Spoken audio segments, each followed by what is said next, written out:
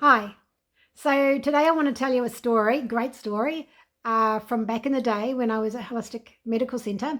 And we had a great model where we had naturopaths and doctors working together in the same room, coming up with really good solutions for our patients for their health problems. And we had this gentleman come see us, and he'd had a very difficult problem for some years with burning tongue and um and significant flat mood. So we had a bit of a chat to him. He also had burning, tingling sensations in his fingers and toes, and numb feelings sometimes in his fingers and toes that moved around. So that's a classic B12 deficiency picture, that group of symptoms. And his background is that he'd um, been on 3 different, from memory, psychiatric medications. One of them put him in the hospital with something called serotonin syndrome, which is a very unpleasant condition which can be life-threatening. So he was in a bit of despair about what to do, and a very, very good friend of his gave him some vitamin B12 to try, and he tried that, and he felt amazing for one day, and then the symptoms came back again. So he thought, well, obviously I need to look at this. So he went to his doctor. He had a vitamin B12 blood test, and he was in the normal range. He was at the very bottom end of the normal range. B12 has a large reference range, and it's usually around 170 and goes up to about 700. It's on a blood test, and it's a little different depending on where you're from. So he was at the bottom end, but in the normal range. So his doctor said, sorry, no vitamin B12 deficiency. We're not going to give you a B12 injection. So he went to a couple more GPs, same answer. So he came to us and he said, I would really like some vitamin B12, please, as a shot. So we looked at it, and vitamin B12 is what we call a water-soluble vitamin. It doesn't accumulate and become toxic like vitamin A. So we thought, why not? So we gave him a B12 shot based on this bottom end of the normal range, and we thought, well, just get him up to the top end of the normal range and see how we go. And he felt amazing. It changed his life from then on forward. By the next day, the symptoms had all resolved. He felt fantastic. We were thrilled. He was thrilled. Super simple solution. No other investigations were needed. He went along just fine.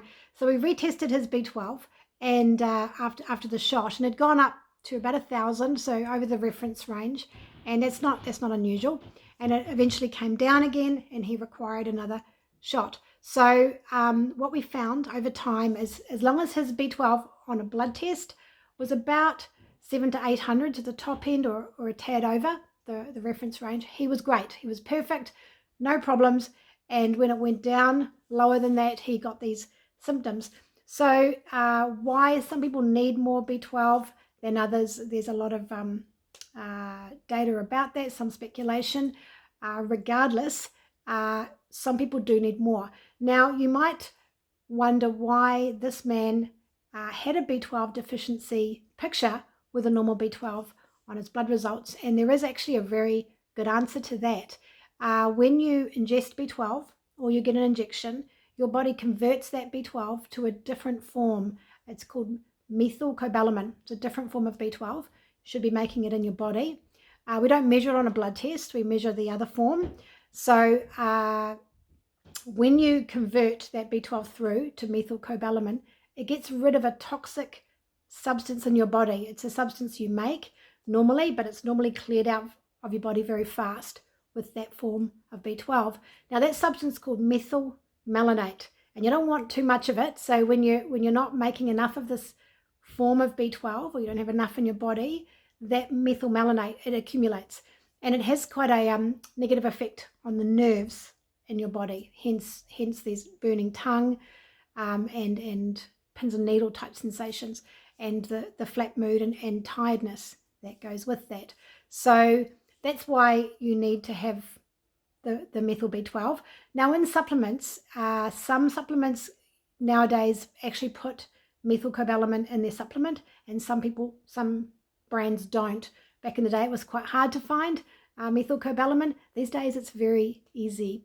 So there's 2 ways to solve that. Basically, you take the more inactive, or that other form of B12. There's a few different ones, and you take a lot, and you keep it up at the top end of the reference range to promote that conversion, or you take the methylcobalamin itself in your supplement.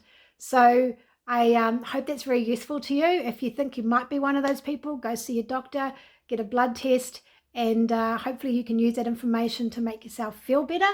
And here's to your better health.